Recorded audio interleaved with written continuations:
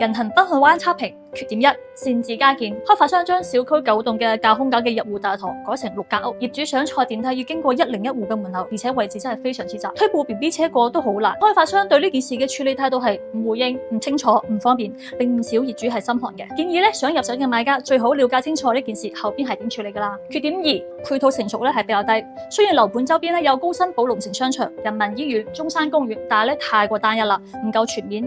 如果業主想行街食飯娛樂都係要去香洲老城區。總體嚟講就係業主嘅日常生活所需係可以得到滿足，但係就僅限於日常生活。缺點三：噪音影響。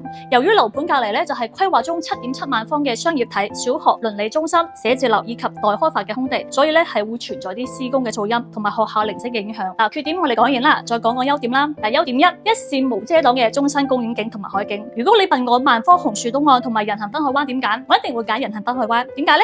因為我覺得珠海個海真係太黃啦，其實係冇咁好睇嘅啫。不如你就去睇公園景，而且萬科紅樹東岸嘅賣點其實就係海景嘅啫。優點二：社區設計高端。從小區大門一路行入去係俾人嘅感覺就係高端，草皮、樹木、灌木錯落有致，有層次感。優點三：小區配有游泳池、兒童遊樂園、塑膠跑道、會所、健身房等等設施，可以滿足到業主嘅日常休閒健身。最後啦，咩已經將高新區所有在售嘅樓盤嘅缺點、不利因素、戶型、最新嘅價錢等等信息全部記錄晒喺呢份資料入邊啦。